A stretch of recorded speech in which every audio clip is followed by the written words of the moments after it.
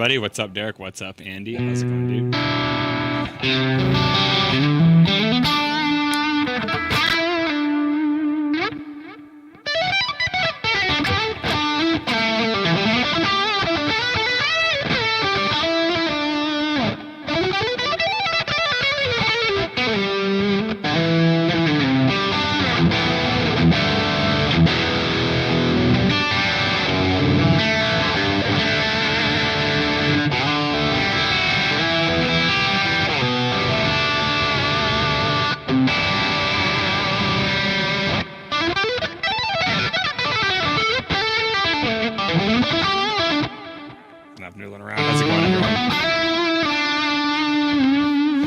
Dave, what's up?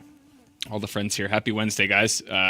Flying solo this week for, I think, the first time since we have ever done one of these live streams, but I do have Alex and Manny here with me tonight. Thanks, everyone, for tuning in. How's everyone's week going? There we go. We actually, since there's no other guest, we had enough cameras that we could actually get the reverse cam, so that's the rig. and it looks like it's like this dark, like, tech corner of the world that is at every gig. But that's what we're all about here. So in reality, they actually have backlighting going on, and it's super legit. But good evening. You could tab that out. I could still never play. We tried to cover some stuff for all bases, Anthony, but I'm sure you could. Hello, Mom. How's it going? My mom tunes into all the streams. That's great. That's one of my favorite things to see. Yeah, how's everyone's week going? What's everyone been up to? Any new gear? What's everyone drinking tonight? That's always one of the things we like to do on Gear and Beer is start out with that. And we still have some of the Torchlight stuff kicking around here. I don't know if we have the camera to zoom in on it this week, but this is the Cyber Mammoth, which looks like a transformer, which is super sick. And it's basically just a strong beer. It does taste almost kind of stouty to me, but I don't know. It's like a little dark beer experiment filled with an excellent blend of roasty, toasty, mammoth-sized flavors. That's actually a perfect description. So that's what we got here tonight. What do you guys have over there? Get more of the Torchlight stuff? Yep. There you go. Matt, what's up, dude? You got to come hang out for one of these things sometime. Actually, it'd be sweet. Matt Petrie is a local guitar player who I've known for a long time. We played lots of gigs together. And Matt has actually picked up a Rev not too long ago. Came down to the shop and picked it up, and we hung out for a bit. And yeah, it's one of my favorite things to see for sure.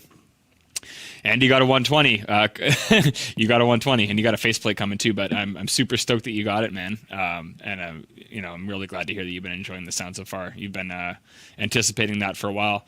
Does anyone else? I know Dave, you just got your 120. Anyone have any stuff on order from us that you're waiting for, or anything recently come in that you've finally been able to try out? Let me know.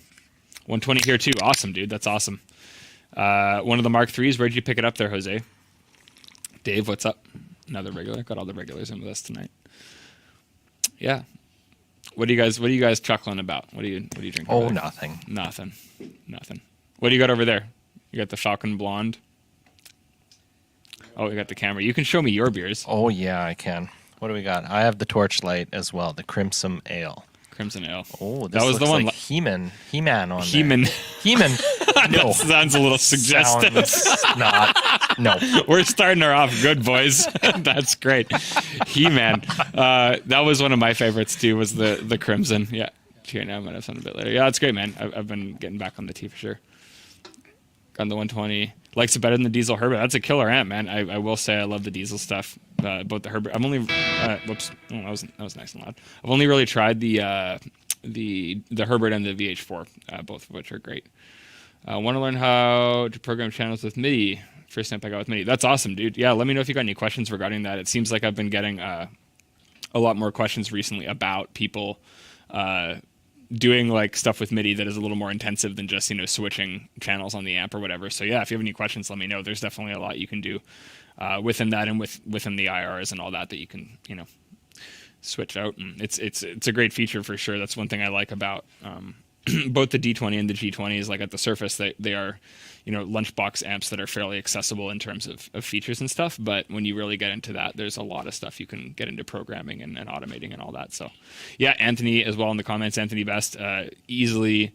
I will say, Anthony, after the time, so we had Anthony on a stream not too long ago, where he kind of, at a very basic level, started to talk Derek and I through MIDI programming the amps. And since then, I kind of got into a deep dive with it and have tried doing a few of the things that you were talking about, and it's been so fun, man, for sure. Like using, different controllers and setups with different. I was actually using with the Helix, like we were doing, but using the Helix to kind of change the effects changes on the amp as well as use as a controller. So once you get into integrating all of that, where you're using a modeler for not just tones but also switching, it's a lot of fun for sure. Cool. So yeah, I guess for tonight, like we've been doing. So for anyone who wasn't familiar, we had been doing a thing called Hot Lick Friday. Which has slowed down a little bit just with various projects that have been going on in the shop. But basically every couple weeks, Solo Wednesday, I got to play a preview of the new stuff. I'm still wearing the Dago. Oh, dude, thank you, man. Derek, I really appreciate that, dude. That's really cool. I have been working on some stuff, actually solo stuff over the past couple months, and also some higher lows stuff as well. And I will preface this by saying too, I guess, like where it's just me here tonight, and I'll show you guys a few licks, and we got some tabs, and we will actually. I was thinking we could give away some merch too, which would be sweet. But if you have any questions just pertaining to like Rev or any of the stuff that I'm involved with, or even just general guitar questions, I'm all yours tonight for the hour. So let me have it. As much engagement as we can have here, that's great. So if you got any questions, I'd be more than happy to dive in. But how does one win a 120? Well, we do like to do contests. There's nothing running right now. But Tony won his through the WTF contest, which was like a song contest, like a cover contest that we had put on. And for that contest, basically all you had to do was, it could be a full video, it could be just like a partial cover, but basically just cover any Canadian artist and post it on YouTube and tag us in it. And Tony did a really wicked Triumph cover that he won a Generator 120 with. So we're not running anything like at the moment, but we do like to run those types of contests and kind of get the community involved with what we're doing. So keep an eye on our socials, and the more you're engaged with what we're doing on here and all that, the more you'll see that type of stuff when we are doing it. But yeah, that was how he won that amp. What's my warm-up routine? I will say a lot less, even when I was touring, a lot less intensive than I think people would think. Not for me specifically, but I feel like, and a couple of guys that I've talked about have kind of shared this kind of same sentiment where, like, as long as you're physically like moving and warm and kind of broken in, you're good to go. And I don't really like to, unless it's a part that requires like specific rehearsal based off of like, I missed this last show and I want to get it tight or whatever. I find that I don't like want to overthink too much or get too in my head about warming up. So generally I will just kind of play whatever for, 10 or 15 minutes about an hour before a show, and then for like the half hour before we get on stage and set up, I generally don't really touch it after that. I kind of like to just be physically warm and not too much into my head.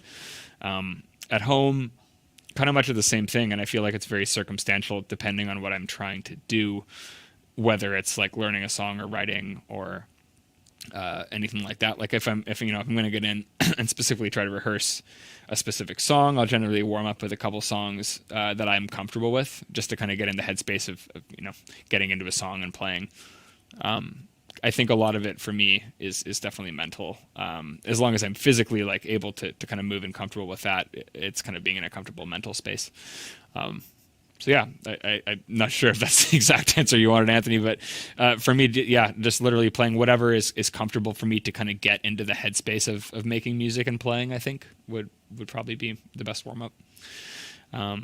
So I kind of digressed there for a little bit, but as I said, if you guys have any questions, feel free to let me have it tonight, because I'm all ears for the next little bit. But with the Hot Lick Friday thing, that was just kind of like a bi-weekly segment, or we were trying to do it bi-weekly, where basically I would just post a riff on Instagram or anything like that, and if anyone felt like learning it, you could learn it and post it, and at the end of the week we'd pick our favorite cover and send out some merch. So I kind of wanted to do something like that tonight, just because we haven't had time to make those videos as much.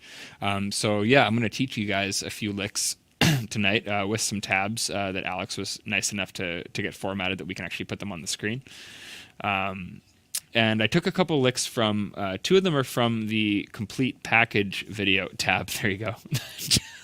Do you like it's funny, Alex messaged me on Facebook. It's like, I heard we're doing tabs today. She's probably just thought of all these stupid puns. But yeah, we're going to learn a few riffs from the complete package video, which was the D20, G3, G8 video, which is on Instagram. And then also just another lick that I like to have some fun with. All kind of employing like different types of techniques and stuff as well. So if you guys have any technical questions as we go about the licks or just about any sort of technique specifically in general, or if you hear something that you want to ask about, we can dive into that too. But yeah, I'm just going to have a sip of this Mammoth Ale. And yeah, Derek actually is away in Nashville, as is Dorian. Got some cool projects going on, so we're stoked to have those guys back, but they're going to be doing some fun stuff out there that you guys will hear about real soon.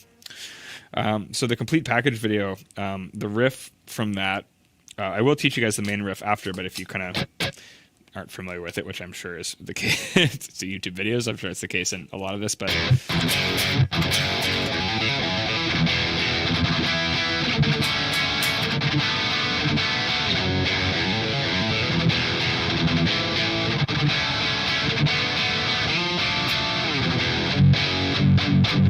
the whole song is kind of this F sharp minor thing.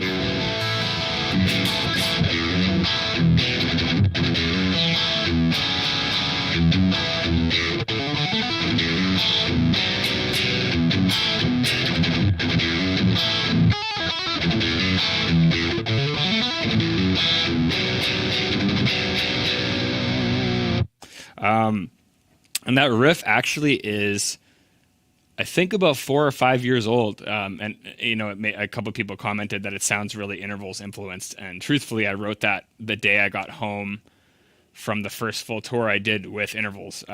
So it was obviously very heavily influenced by learning those songs. But at the same time, it kind of, it definitely represents, the sound that I really like. And I think that was one of the things that I really enjoyed about playing with that band was I did really kind of identify with the music that we were playing and like the overall sound. Nailed it first try. Nice, dude. I didn't even put the tabs up yet, man. Come on, that's too fast. But that's kind of a little backstory with that clip. Like that, the clip that song was based off actually is quite old, and it's funny now that it's come out. Jacob Umansky messaged me. He's like, man, like used to sound check with that riff all the time. Like there's no way you're not going to let me play on that song. So like after we did that, it's actually started to develop into something else. But that was kind of the origin of that clip. So in the middle of it, there's kind of a solo section. The idea with that was, I guess, to show just, the flexibility of the G8, the G3, and the D20 together. So there's, a couple higher gain sections, a couple more mid gainy sections. And this is, I guess, the kind of like the fusion solo type thing going over top of the clean chord progression. I'm going to show you, I guess, this lick here.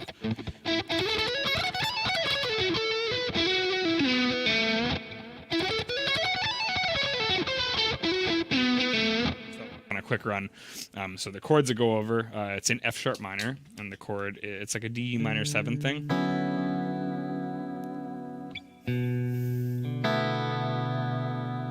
B minor 7, D.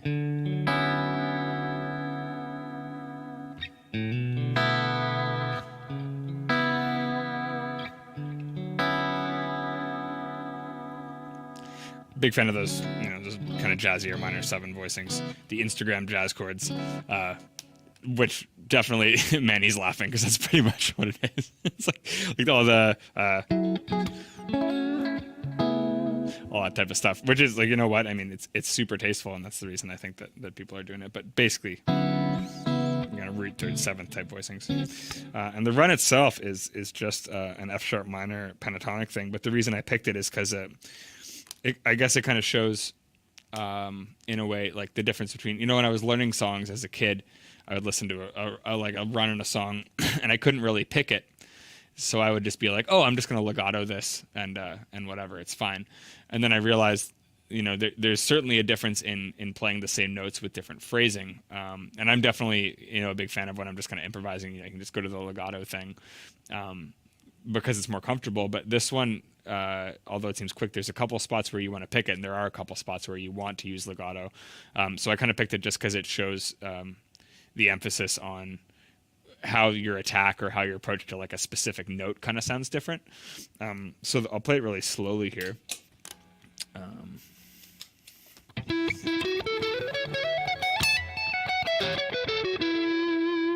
And it's literally just, your F sharp pentatonic.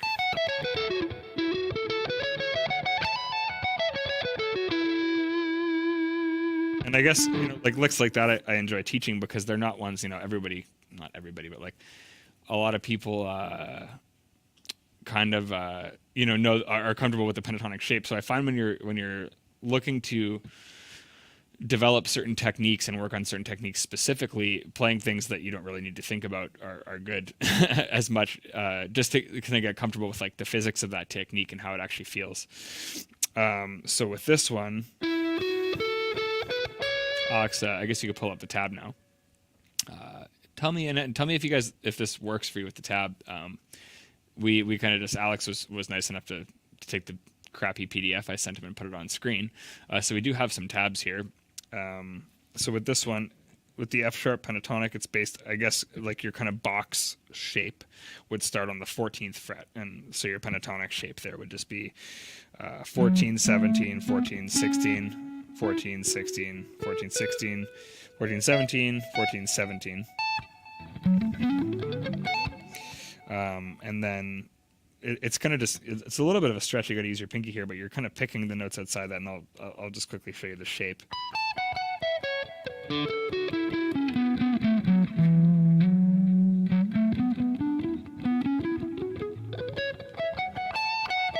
So it's, pentatonic, just your same 5 notes kind of repeating. Dave, we'll go slow. Don't worry, man. You already got it up too. It's all good. Either way, sorry guys, if I'm going too quick, let me know. But that's basically it. So with this one, it starts on the 14th fret. So it goes 14, 16, and then up to 19 here. So you'll want to use your pinky or your ring finger, whatever's comfortable. I'm generally a fan of using 3 fingers kind of per string if I can with those types of runs, so it gets less cluttered, but sometimes when you want to stretch, the pinky is helpful. So it's 14, 16, 19, and then 14, 16, 18, and 14, 17, 19, and then 14, 17, 19. Or kind of your shape. So when you're ascending on this,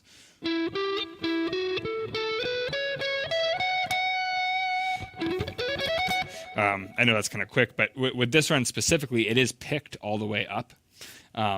Whereas a lot of the time, when you do the legato, it is easier to do that. But when you listen to that versus, like, the attack is very different within that. So with this run specifically, it is picked all the way up to that top note.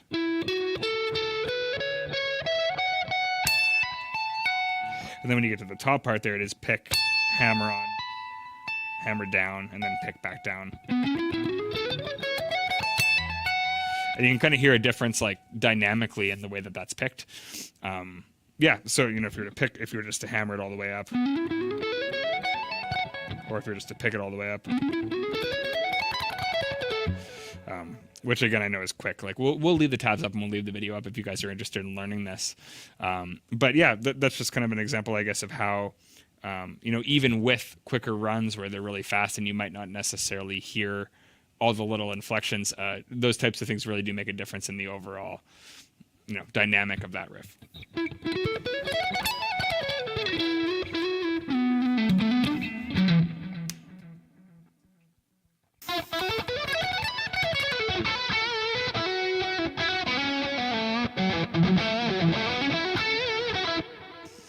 Yeah. So that's the first lick. Alex, if you want to leave it up, I'll play it slow just a couple more times again. And yeah, like we'll leave the stream up here. And by the end of the week, if anyone covers any of these and you send us or tag us on Instagram, our best or our favorite cover of any of these licks, any of the 3 that we teach, we'll send you some merch. So we'll leave this video up. The tabs will be on screen. I'll post a link in the comments as well to the tabs. And that way you guys can kind of take your time with it. So we'll give it till the end of the week there. So the first run again.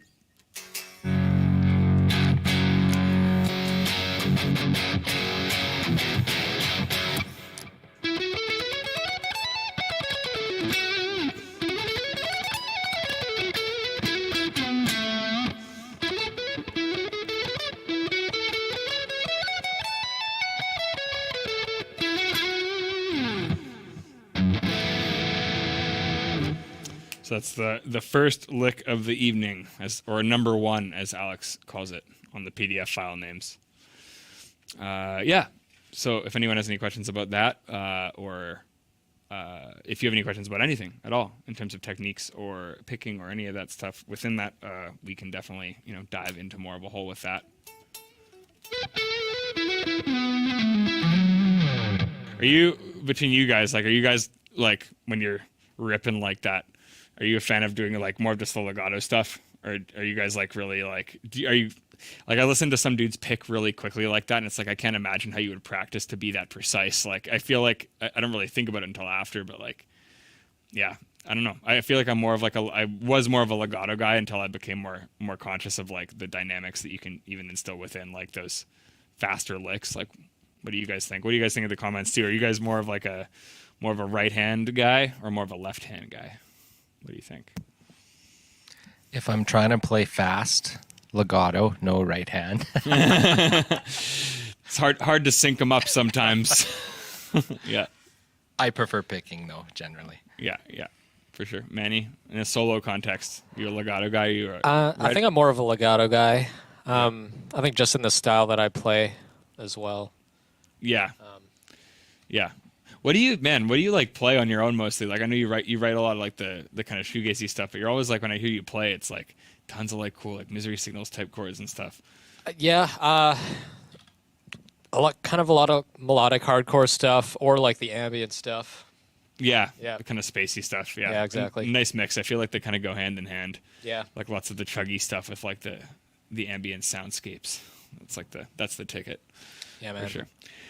And economy picking. Yeah, totally, man. Economy picking is something that I really have to work on more for sure. What's something you guys in the comments have been working on? What's something you guys have been practicing? Like, what techniques have you been working on?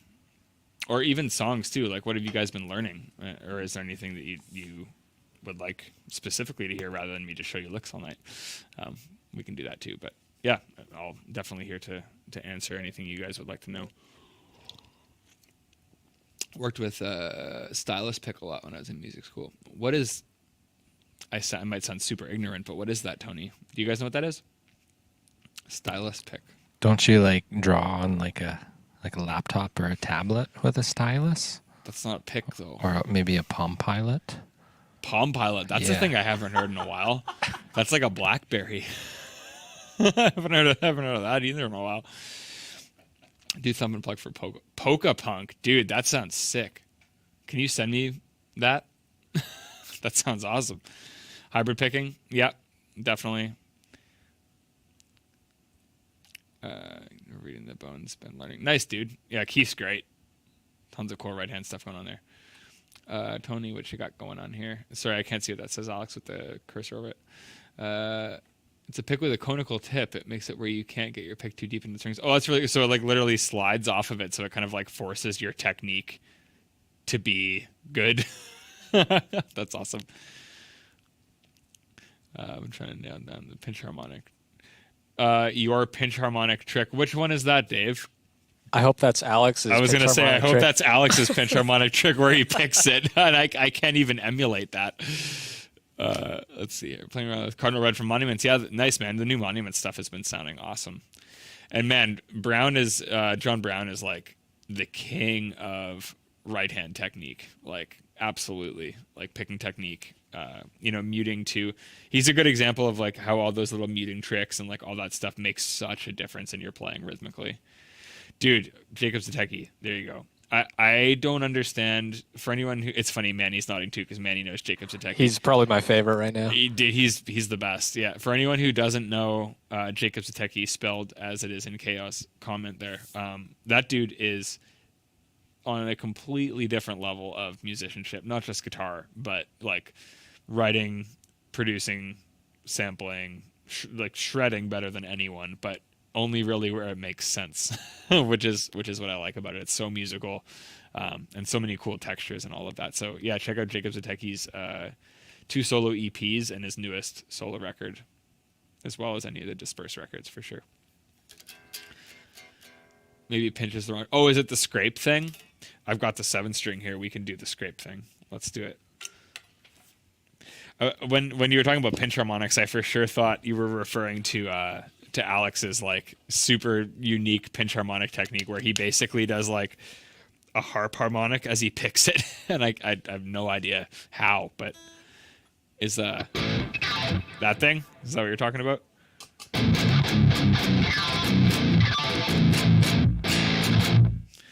get some more. What's going on here? Let's get some aggression going on.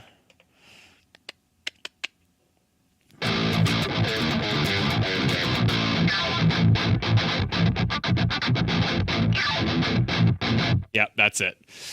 Yeah, and Pathogen. Oh, dude, that's a throwback. Like After Image stuff. That riff literally is that, but with a minor second. So every note is, and it's horribly disgusting. But yeah, Gojira too, and Spirit Box, like Mike Stringer is like the king of like but like doing it in like the right spots where it is just like so perfect.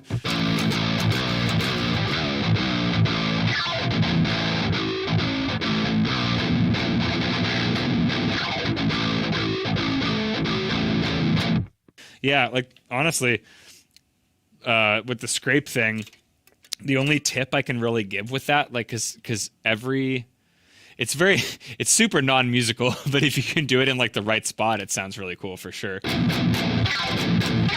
I feel like, a lot of that is in, heavier, chuggier style of music, but like, it was funny. I kind of like not really a flex, because it was like I was not a huge fan of them at the time, but I did a tour teching for a band that was opening for Stone Temple Pilots, and Dean DeLeo does so many cool just like harmonic scrapey noises and like these weird dissonant things that I had no idea existed in any of that type of music, and that to me kind of was like, oh man, you can apply this in a way where it works. Like obviously when you're doing the chuggy stuff and any of that, it's cool just to make like aggressive noises, but man, like some of that stuff, hearing it approached in that context to me was like, oh man, no, you can use those in a musical way. Tree for Morbid Interest. Yeah, totally, man. Yeah, go ahead. Sam, can you do an a cappella version of some of those sounds? I don't know. It's like some of them is like Star Wars lasers. And then there was one that was like a pod racer noise where it's like going around the corner where it's like, yes. Remember like episode 1? Like the only good part of any of those series of Star Wars movies, like the first 3, was the Darth Maul lightsaber fight and the pod races. And where he just gets like mutilated by Ewan McGregor. That's pretty cool too. But yeah, with any of that, like with the scrapes specifically, I will say like everywhere you go, like as you go lower on the fretboard, I mean, you're essentially just making noise with harmonics, right? So I was gonna try and spell it out. Yeah, exactly. How do you do that? Just like button mash. As you go closer to the, so get rid of a little bit of that noise here. Sorry, I'm just gonna quickly check. I feel like the gate on the back of this is just cranked right now. Yeah, she's pinned. That'll do it.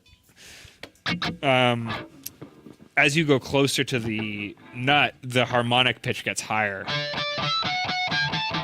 Yeah, that's a good spelling. Right? So as you go with that, I think that was actually the thing that Dean DeLeo did. I forget what riff it was in, but it was just like, and it just like worked really well with what they were doing. But even with, creating a lot of those noises, like within the 3rd fret even, there's 5 harmonics I just got in 1 fret. Derek would be having so much fun. Yeah, it was funny last week. He's like, "You making my noises?" It's like, maybe, I don't know. But even within, the 1st fret, and this kind of goes down to like, I was watching a Jacob Collier video, and he was talking about how like, and his pitch is so perfect, and he's like, within a minor third, I can sing like 8 or 9 notes. I forget what it was, and it kind of came down to that whole microtonal thing, and how music essentially, although there are so many pitches, this is a really in-depth explanation for making noise. I just realized that. Loud noises. Yeah, literally. Super in-depth explanation for making noise. But in a sense, it applies because like within those 12 notes, there's so much space that falls in between that. So like with the harmonics there, that's all just within the first fret. So sextet thing, that's it, exactly. So it's all just straight harmonic scrape noises. Yeah, that's literally exactly what it is, David. And then you go into different spots on the neck. So as you go down, like as you go up the neck more, the pitch just gets lower. So that's pretty much what it is. Like literally, it's just kind of finding the point that creates the pitch that you want with that. And I will say, pick wise, I almost always kind of like hold. I know you can't see it too much, but I hold the pick almost like wrong camera. Oops. Hold the pick like sideways. And it like literally physically just like gouges the string. Like you get more noise as opposed to flat. Like you get more of your pick attack. When you go sideways, like immediately, even just from that, you get so much just like disgusting noise, right? So like a lot of it goes from that. Like, so I'll find, turn the pick sideways so you really like destroy your strings basically, and then just kind of find the pitch that creates the sound that you want to make. And again, this is like a very in-depth explanation for something that's very non-musical, but that's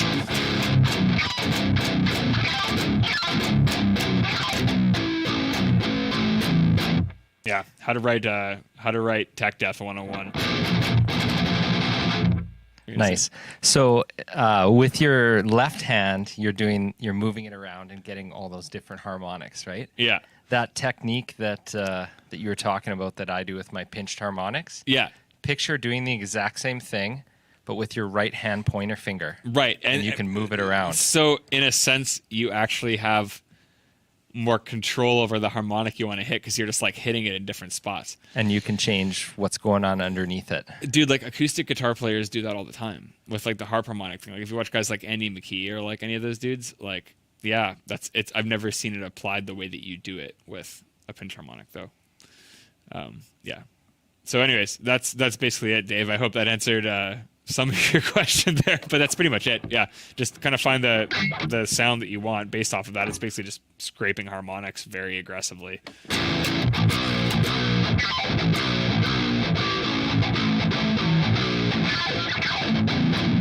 Yeah, it's literally it. We have a new demo. I won't say what it's for, but a new demo that I did where Kyle, basically I asked him how heavy he wanted it, and he said 10 out of 10 heavy. So most of the demo is literally different variations of that. So that's what I thought was going along with the scrape, was trying to do it with my thumb. I mean, whatever works for you, man, but that's kind of how I like to do it. It's very obnoxious, but when you do it in the right spots, it can sound really cool, especially with, heavier stuff. And as I was saying, if you can use those harmonics in musical ways, like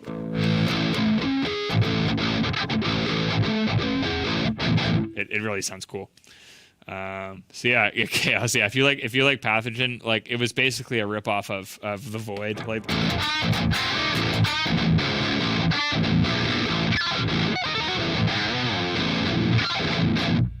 all that type of stuff. So hopefully that answers some of that for you, Dave. That sounds awesome. It's like when a computer has a problem. It just like doesn't want to do what you want it to do. But let's switch back to the what do I want to use now? Got a whole bunch of nice guitars here tonight. Let's grab the 060R. So both the Aristides I've had tonight. One is mine and one is Derek's, but both of these are the 060 and 070R models, which is the raw models. I live for that. Nice. That's awesome. Yeah, it's fun to do sometimes. These are the raw models of the Aristides guitars. Which are really cool because it's basically, if you're unfamiliar with them, it is a material they've come up with called Arium. That's what they call it, and it is a composite. And they basically inject the body. I don't know if it's injected, but it starts as a liquid base, and then there are various coatings that go on the outside of the body of the guitar. And with both of these ones, it's the raw model, which is actually the innermost part of the guitar. Without the kind of outer shell, so it sounds different. It's very open. It's very resonant. It's more affordable. They can build them quicker, but it still has all of the desirable features of like a composite instrument and of an Aristides. Like it feels like an Aristides.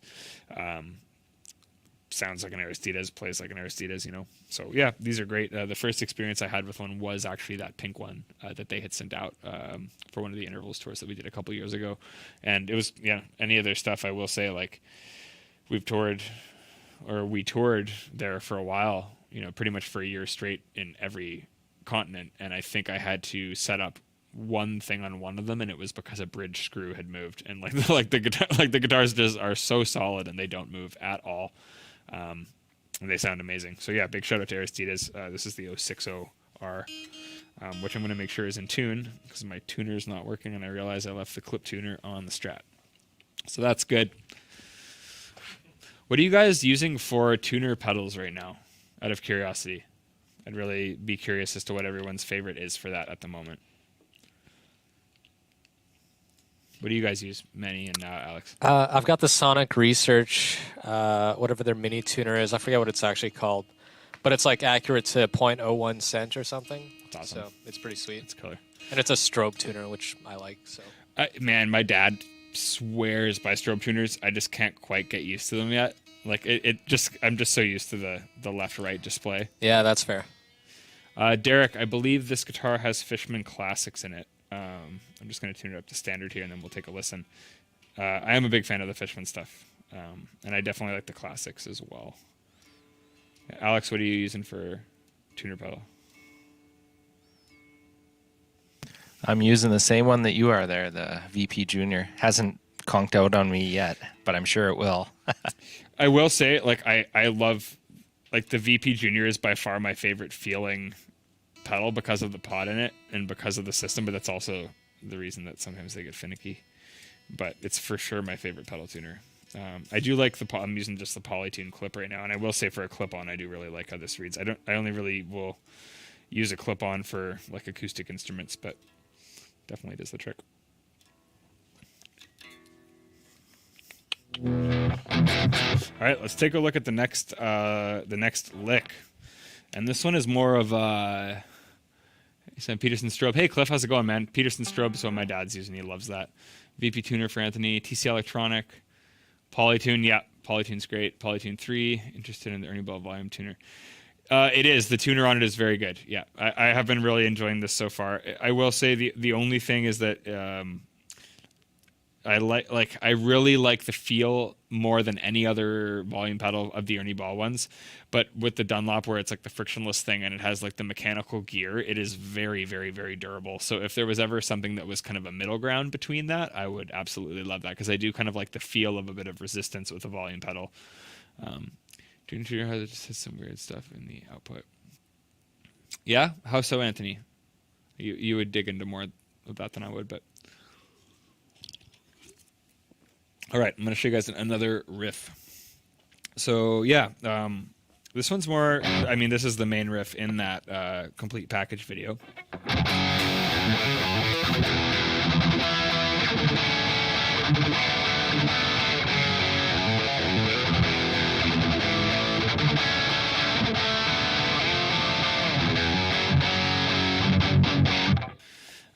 And this one I picked just because it's it is very much just kind of like a power chordy rhythm riff, and there's not as much going on as some of the other videos that we've tried to do. But it in terms of again like the right hand technique, going from playing the more open chords in different positions and then switching to the alternate picking, you do have to be quite precise with that. So here because. That's it.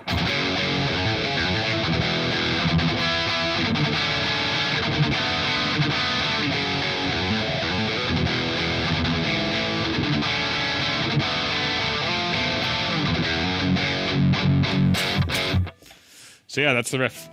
So we'll pull up the tab on the screen and we'll go real slow for anyone who wants to go right now. And again, we will leave this video up on the YouTube, and at the end of the week, any of these riffs that you guys want to cover, we'll pick our favorite one and we'll send you some Rev merch. So we'll leave the video up with the tabs and I'll post a link as well in there. So is this the one, Alex? I can't see it. Oh yeah, that's it. Is that the second half? That's the first half. Okay. Oh, I couldn't see the top. Wow, my eyes are stupid. You're totally fine. Yep, there's the top half that my eyes aren't seeing. Gotcha. That's good. So again, it's an F sharp minor. And the two main riffs, or two main chords, sorry, are just the root, the F sharp minor power chord.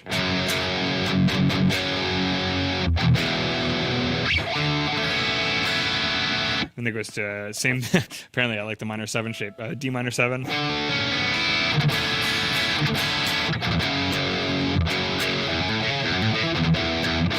So yeah, starts on the F sharp power chord, and with that, I find kind of with the chordy stuff, I'm almost always muting the strings that I don't want to play with my left hand, so that I can dig in harder with my right hand and still get the attack you want without having to worry about a lot of the excess noise.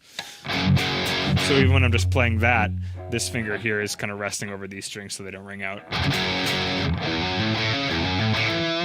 And there's a little hammer on run there, which is 0, 2, 5, and 0, 4 on the next string up.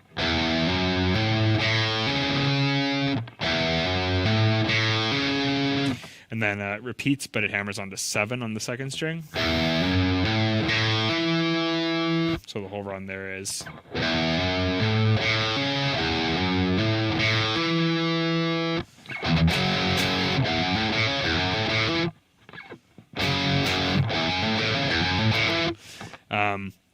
And the thing there is, you're going from, really picking hard full bore chords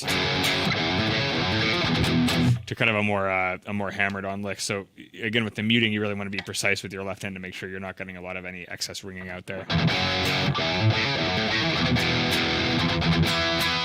And same thing there, really tightly muting. But as you're muting, as you're palm muting and picking, you're kind of muting the top strings there, so you're not getting any of that. Like 90% of it with the rhythmic stuff is the notes that you're not hearing as opposed to the notes that you are hearing. So almost always with these types of riffs, thinking about muting stuff. So.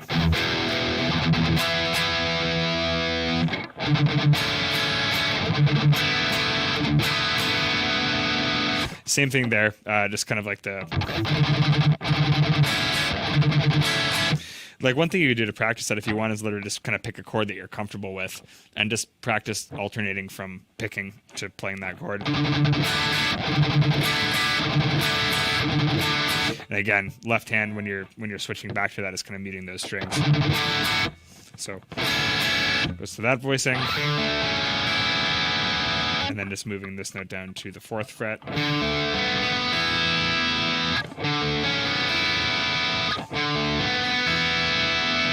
So up to this point, slowly, we've got.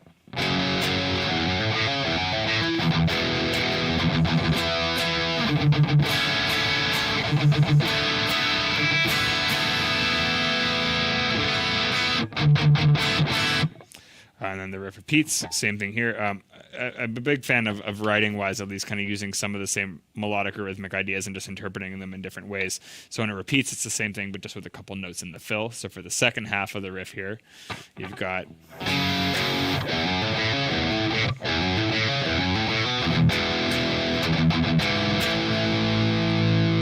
which is the exact same picking pattern and rhythmic pattern, but again, just using a few different notes. Instead of going, you're going, and instead of going,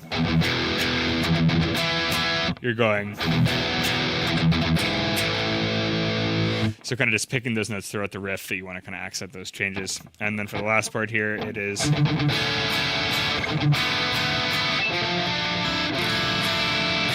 And that chord there is 8, 7, 7, 0, 0, which is kind of hard because you kind of have to bar. Like you could play it with these two fingers, but I've kind of just been barring it there because the way you slide into the riff.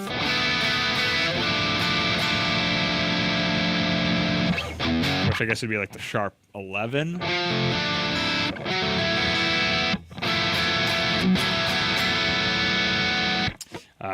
Yeah, so kind of broken up, but that's the whole riff. So slowly.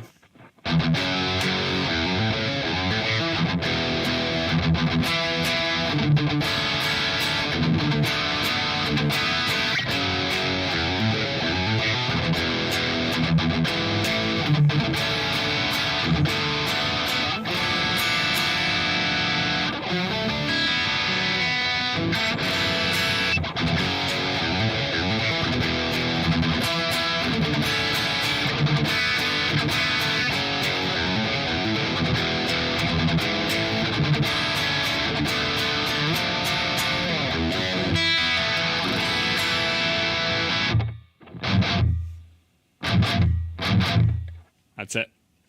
And yeah, again, that's from the complete package video. And that riff, as I kind of mentioned before, was a riff that I came up with, I think, the day I got home from the first full tour I had done with intervals. So it's obviously very, very intervals influenced, as I'm sure you can hear. But it was funny because a couple people were saying it sounds like the song Rubicon Artist, and it was written before that, oddly, which is funny. So yeah. Hi there, I just came from an American concept. Love the idea of teaching with tabs where we watched more online this. Nice, dude. Thanks for tuning in. Awesome. Thanks, guys. I appreciate that. Yeah, if you're into, like, this is the first time we've really tried to do anything like this, and you know, with the stream, we're kind of gradually learning and wanting to try different stuff. So yeah, if you guys are into, you know, the tabs on screen type stuff or more of that type of thing, for sure. And let us know. Like, another video I was thinking of doing, or another stream I was thinking of doing, was actually setting up our recording rig in here and kind of building like a demo session from the ground up and going through how we kind of would dial in guitar tones, programming drums with MIDI, you know, all that type of stuff. So that would be a fun one if you guys are interested in that. But again, if there's any specific topics you would want to dive into, 100% let us know. We are all about that. And then also Gradient Blue is going to be releasing some music on tomorrow, which I guess is today where you are now. So everyone go follow Gradient Blue. They're going to be putting out some new tracks right away. Sorry, all good, man. You can rewatch. The black Aristides is in standard. All the riffs today are going to be in standard tuning. The pink Aristides, when we pulled it out, obviously is a 7-string, but it was in drop A with the top 6 strings in standard tuning. But I guess we also were just making a whole bunch of noise with that, so we don't have to worry about that too much. Watching drum priming. Oh no, we don't have to do that. Not necessarily. It's funny. I was only suggesting that just because a lot of the time people will ask about that with the videos, like, oh, what drum pack did you use, or oh, what bass pack did you use, or whatever. And it's like, there are a lot of great companies making that stuff where we use their products every day, and it would be really cool to kind of shout them out and show how we're using their stuff. So yeah, I don't know, just recording in general or any of that stuff. If you guys have any topics like that you would like us to cover, 100% let us know.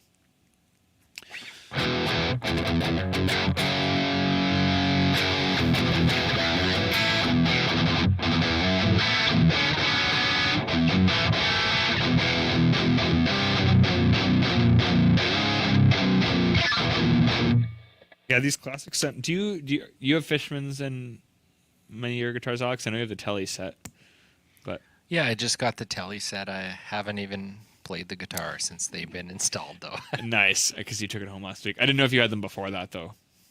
No, I've just played them here on Derek's Bluesman, which I absolutely love the sound of. That Telly? Yeah, that blue Telly. Yeah, that thing has been at like every trade show we've ever done.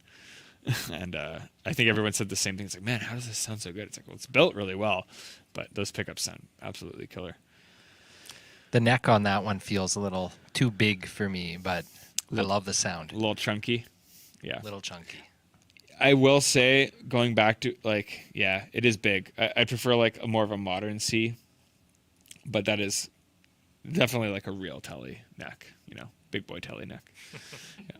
Umansky bass and some of the GG One Kit Wonders are so good. Yeah, man, 100%. I actually just got Umansky bass yesterday because Jacob was nice enough to get it sent over, and it is insane how good it sounds. Like, after playing in a band with that dude and having him play on my songs, like, it sounds like his bass. Obviously, you know, Jacob is an unbelievable musician, so having his brain interpret your music would be very different, but having his sound and having it be as accurate as it is insane. So yeah, and the GGD drums as well. I've been using the One Kit Wonder on a ton of our stuff. I think that's actually what's on the higher lows stuff too, is the Modern and Massive kit is what Dorian ended up using. What are you guys using for drum samples? But so Manny and Alex both are like audio production guys as well, so they know their stuff. Manny does live audio. He makes that look at me, but you know what you're talking about. I always ask you about this stuff, and you know. I do some recording stuff as well. Yeah. I'm using the Steven Slate drum stuff right now. I don't know what pack. Blackbird Studios pack maybe right now. Oh yeah. Yeah. I think the guys are there. right now. Yeah. That's actually cool. Yeah. That's sweet. Yeah. What about you, Alex? I like the Superior Drummer stuff. I can't remember the packs that I like. Tony just commented that. Oh yeah, yeah. Yeah. SSD 5 is pretty sweet. Yeah. I like the pop Yeah. sample packs. Yeah. That's what I'm into. Or is it the pop punk one? No. There's a bunch of good ones, but their ambient stuff is ridiculous with Superior Drummer. With TuneTrack, yeah. Yeah. Yeah. Yeah. Big shout out to TuneTrack. They actually sent us some plugins to use in house, which has been amazing. We've been using them for a ton of stuff.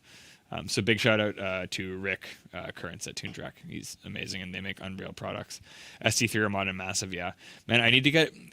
I just saw someone comment waiting for their. Or sorry, Anthony, can't wait to get my new MacBook to show up. Yeah, I feel like right now my limitation is certainly RAM. And like the Modern and Massive library sounds amazing, but it's like 8 gigs to run it, and my computer is like 16. So as soon as I use that, it's like half my stuff is gone. So I like using it to mix, but for tracking, like the One Cut Wonder stuff is so great because it's like 2 gigs to run. So yeah, cool. Yeah, you got to print that shit to audio. Yeah, for real. Yeah, I know. But I know. But I like changing things and not doing that. I like making it hard for you guys. I mean, Logic has freeze tracks, which kind of helps with the RAM situation a bit. Pro Tools does now too after a million years. This is how much of a noob I am, and I'm talking about like, let's do a stream talking about this stuff. And it's like, I don't even know what that means. What does that mean? The freeze track, it just kind of freezes all your plugins so that like it freezes the settings, so it's not taking up your RAM. Cool. Kind of the same as printing a track, but then you can undo freeze and then still edit all your settings. You should show me how that works. Yeah, I'll show you how that works. Sick. That'll make my life pretty easy. Contact libraries are off. Yeah, I've been using Spear for years. Just started using GGD, getting fantastic results. I will say the one I like a lot of things. I've been using pretty much exclusively the TuneTrack stuff and GGD stuff. But the one thing I like about the GGD packs and the Modern and Massive specifically is that they're not very pre-processed, which is nice. Like I feel like a lot of them, like being able to load like the. Now, I guess with the GGD stuff now, it has a lot of like the wet dry blend of like their EQ presets versus like raw. But I like that because it's not necessarily like, with the pre-processed kits, you can't change any of that. Like having it more raw and being able to mix it to just a lesser degree is quite nice, I would say. Mm-hmm. Yeah. Yeah, I have more experience with like real mics in Real Studio for drums. And then I tried Slate and some other things, and they sounded too processed as well. But yeah, when I tried the Superior stuff, it was like, this is kind of like a mic. Totally. Yeah, they did a really good job of capturing it. Yeah. Yeah. Yeah. Yeah. Using it out of the gate, like, you got to do stuff to it. Yeah, for sure. Anthony even says, "Teach me your ways." Freeze tracks. It's like I don't know what. I'm not the only one, at least. Anthony, I feel like is someone who does his due diligence on this stuff, and he didn't know, so I don't feel so bad about not knowing. I don't know. I mean, it's a thing. So yeah. Yeah. I don't know. I feel like too. Like in the long run, I've been using Logic for like 2 years, and it was more or less just like. This is I don't know, like I used it with interval stuff for tracks, and it was like, oh, this is super easy, like this seems like it would have a good workflow for writing.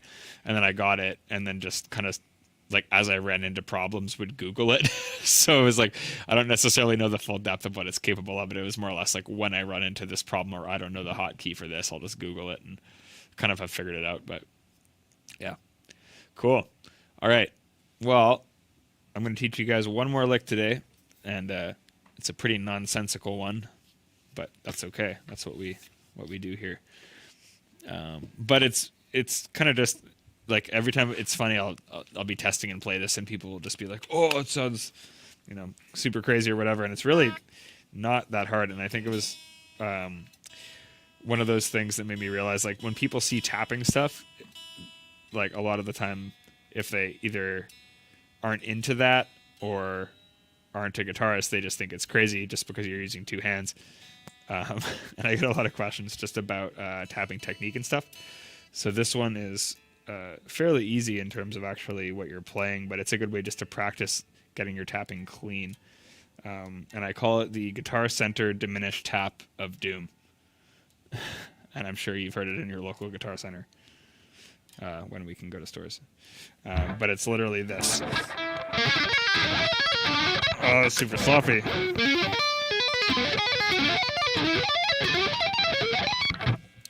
Literally that.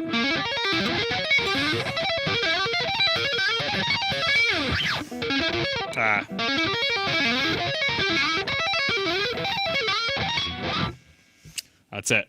It's the Guitar Center Diminished Tap of Doom, as I'm sure you've heard with all of.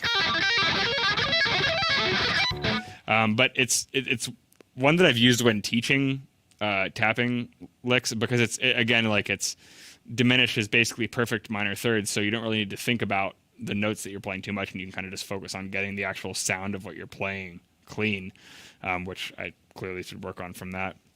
But with diminished stuff specifically, because it's perfect minor thirds and because you have kind of a semitone offset with the G string, on the G and on the E, it's the same frets up the neck.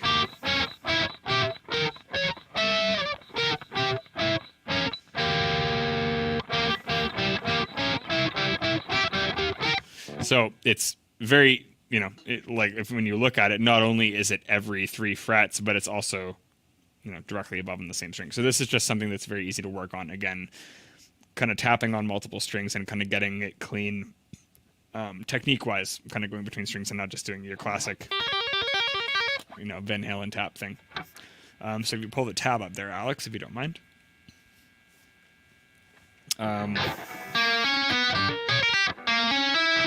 Man, these strings are so light. I'm used to like 11s where they fight more. It's like I'm hitting way too hard.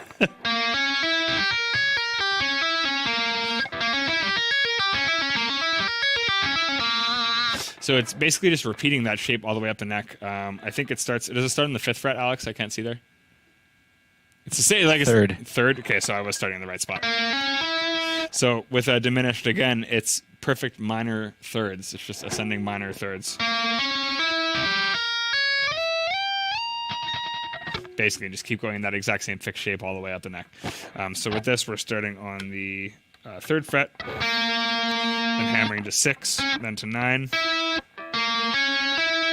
And then again, it's the same thing, same frets on your high E string, so you're literally going to do the same 3 frets up top.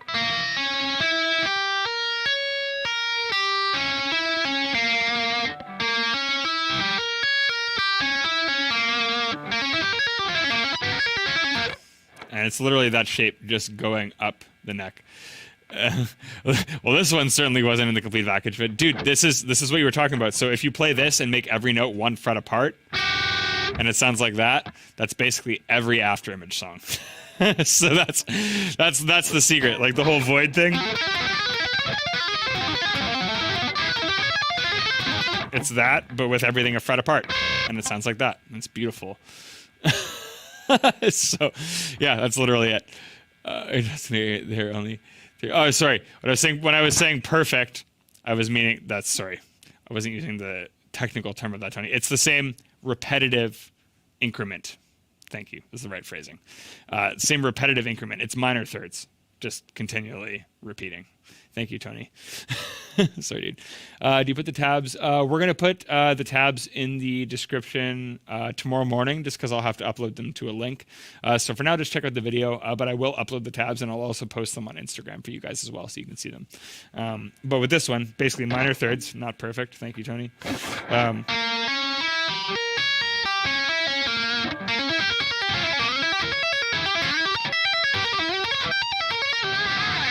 And that's basically it. You're just kind of sliding up and repeating it in minor thirds.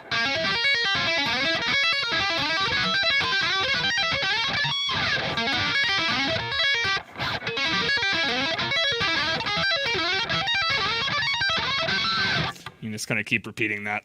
And again, that one's good more so just for being able to focus on the actual movements within that. The theory behind the notes you're playing are pretty straightforward, but getting comfortable with moving up and down the neck, tapping, or between strings is tough, and I still need to work on it quite a bit. But yeah, that's one I was just kind of teaching to some students who were asking about those types of techniques. Just because, again, you don't really need to think about what you're playing too much. You can just kind of focus on the movement of it and kind of getting used to that feeling and all that type of stuff. Nice. No, it's all good, dude. No, you were right. I was thinking when I said that, I was like, when I was saying perfect, I mean like it's repeating, but I should just say that it's repeating. So thanks for that. But yeah, that's the last lick I'm going to teach for today. And again, we'll leave this video up on YouTube with the tabs, but I will post a link in the video to the tabs if you wish to download them. And at the end of the week, out of any of these licks, we'll pick our favorite, and we'll send you some merch. Thanks a lot for tuning in. Yo, what's up? What's up, Adam?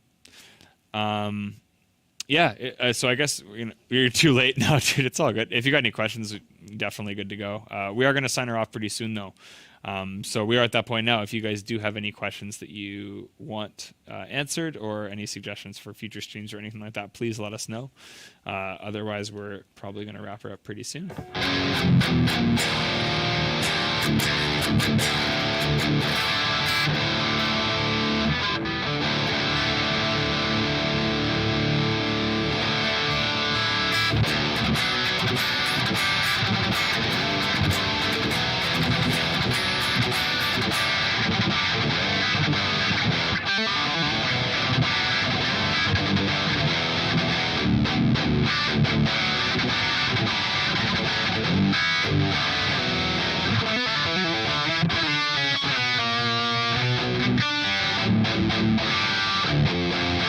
But I have no idea what Dan did to my amp. So I have an MK1 actually. I have the third ever MK1. So I guess technically the third ever production generator. And yeah, just as Dan over time, like when the MK2 came out, he's like, "Oh, I got to mod your amp," and then he just, I don't know exactly what he did, but with the first time he modded it, it was kind of to adjust the low end response to respond more like the MK2 amps, and then with the MK3 it was kind of the same thing. Like I feel like he kind of modded like the low and low mid frequencies in it. I don't know exactly what he did, but the first time he did it, it just really tightened up the low end response, more similarly to the MK2. And then with the second upgrade he did on it, it kind of just same thing, kind of brought a little more focus to the low mid range, give it a little bit more attack there. It's a great riff and chords. Thanks. That's the song Lunatic by Intervals off of the new album. More of this give me a reason to just try stuff I'm not used to. Cool, man. Thanks a lot. Again, like when we were talking about doing a solo stream tonight, it was like it'd be fun just to kind of sit down and teach you guys some of these licks since we haven't done the Hot Lick Friday thing. So yeah, I really appreciate that, man. Thanks for tuning in, and definitely can do some more of this. Thanks for the lesson. No problem, dude. Thanks for tuning in. I hope the Pruggy Splico thing is next. That actually is a song off of what will become a solo EP. So yes, yeah, that'll be in there for sure. Thanks, dude. Give me a touch for the progression you just played. By the Interval Circadian tab book. I didn't write that. Most affordable Mayonas folks you guys have seen. I'm not really too sure on their pricing, but I feel like any of just their stock stuff or any of the bolt-on stuff is going to be a little bit more affordable. I know this Duvel is in their more affordable range, which I think is still a few grand, but is a lot less than some of the higher end stuff. What is, guys? Hellman's. Who likes mayonnaise? I don't like mayonnaise. Do you guys like mayonnaise? It's all right. Yeah, I like it. It's like egg spread. Yeah, man. I mean, I like eggs, but like egg spread seems weird. Special sauce. Put some ketchup in there. You're good to go. It's like the Thousand Island secret with Big Macs. It's actually Thousand Island dressing. I remember when, like in high school, and that was like a big conspiracy. It's like, whoa, man, do you know that Big Mac sauce is actually Thousand Island salad dressing? Just like, no. Mayonnaise and fries, dude? No. Was over Miracle Whip. Dude, I like how many comments we got. Everyone's like, no, mayonnaise sucks. That's unreal. Well, I'm going to stand by it. I like it. That and sour cream. Oh, dude. You know what's funny is like I was always like, no, I don't like sour cream. And then my wife would get like Greek yogurt for stuff. And she's like, it's the same thing. Right? And I was like, no, I don't want to believe this. Mayo. I will say, like the mayo ketchup mix, I tried. It's not bad. I can't do mayo on its own, but anyways, we're digressing super hard. Thanks, guys. We know which is not the superior condiment here. Thanks a lot for tuning in, and yeah, thanks for letting us know that you enjoyed this. We definitely. I was thinking we'd have Brad in to do like another hot lick edition where he could show us, some country stuff. I can teach him a couple licks. He can teach me a couple licks. Spicy mayo, dude, 100%. Spicy mayo, Austin. That's the move. Sriracha mayo. Sriracha mayo. Yeah, it's good. Yo, okay. Final question. What's the superior hot sauce? I'm gonna go Cholula. Secret Aardvark. What's that? It's like a habanero hot sauce. I don't know where it's from. Somewhere in the States, but it's probably one of my favorite hot sauces. Nice. I have to try that out. I didn't even know what that was. I know if I don't know what it is, it's probably sick. Yeah. Alex, sriracha. Are you a sriracha guy? You seem like one of those dudes who would just put sriracha on literally everything to make it taste better. Sriracha's pretty good. Nice. All right. Thanks, guys. Appreciate you tuning in. And we will see you next week. Oh, Dan is going to be back next week. And we're going to dive a little more into some tech talk with Dan. The whole tube thing last week really inspired us to... Well, honestly, really, like Dan had a lot of fun on the stream, and he was like, "Yeah, man, we should do more of this." And I was like, "Dude, like, you've got the brain that people want to pick knowledge from." And yeah, we're gonna dive in with Dan, and we're gonna bring out a few different tube sets, talk about kind of the mechanics of how different tubes work with amps. We're gonna buy us some amps, answer some tech questions, and we'll see you there. Have a great week, everyone. Take care. They're gonna make me drag this on now at the end broadcast thing. Make me keep saying things. Nope, they're gonna be nice today. Are they? Maybe. Okay, see you guys next week. Bye-bye.